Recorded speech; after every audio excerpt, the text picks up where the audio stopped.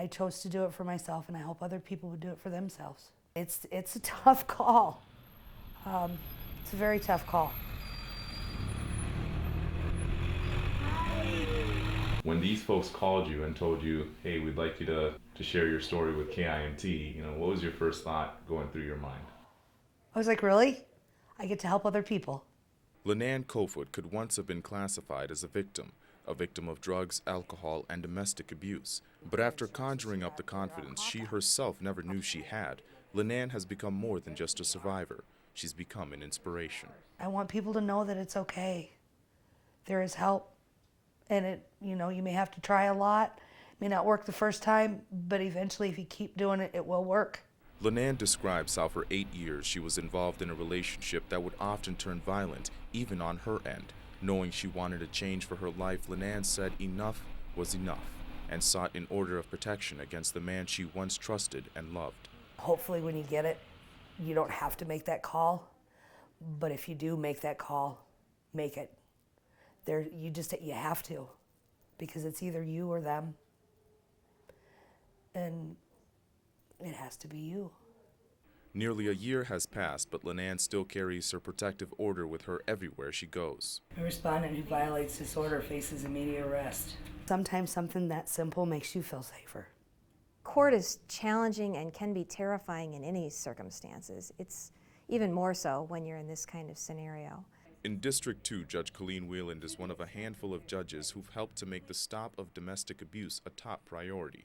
They're considered priority and they're considered emergency, so they are the matter that we take up first. There are two types of protective orders, the criminal and the civil, but either way, the process begins right here.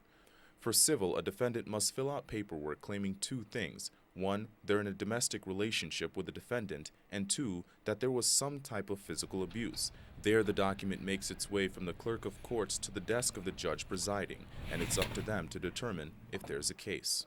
Reasonable minds can differ as to whether an assault occurred. And I have heard some feedback that we judges here in this area do decide those differently. Without a domestic assault taking place, Judge Wheeland says unfortunately her hands are tied. It's something she says all judges struggle with as they try to assess protections for those who need them the most. The law is clear that if there's not an assault, we can't enter it, no matter how much we don't like that situation, no matter how abusive in other ways we think it is. If evidence of an assault is found, a temporary order of protection is issued, ordering the defendant to keep from contacting the protected party in any way. The common misconception is that you're only restricted from physical contact with the protected party. While it's true you can't have any verbal or visual contact, the law extends out to contact by a third party and even comments posted on social media. Any suspected violation, we definitely want them to report that. Captain Mike McKelvey with the Mason City Police Department is one of many officers charged with the duty of enforcing these laws. There's a right way to go about it and a wrong way, and if they go about it before the stuff is dismissed, then we have to go by the court order in place and make the arrest. McKelvey says their main goal is to ensure the safety of anyone who may be a victim, even if that sometimes means going against what the victim wants. It does happen where they stop a vehicle for a traffic violation and the protected party and the defendant are in the same vehicle, and we'll end up arresting the defendant if it's a criminal violation. The final destination is a jail cell and possibly hundreds of dollars in fees and restitution.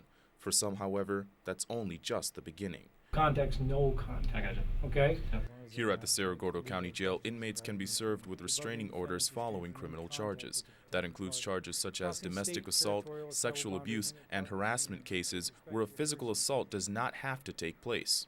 We are aware that there are a number of cases out there where there's not actually an assault, but a person may be dangerous to somebody else, is harassing them, is abusive in other ways. Whether it's criminal or civil, the penalties are stiff, and as Captain McKelvey puts it, they should be. If they knowingly violate it, I really don't have a whole lot of sympathy. Those are kind of the people that either just don't get it or just decide they're not going to comply with the judge's order. Even if the order is simply a small piece of paper in the minds of some, it's a little peace of mind that can go a long way. If somebody else can stand up for people that don't have a voice, if one person can do it, And I'm one of those people, by God, if I can do this, anybody can do it.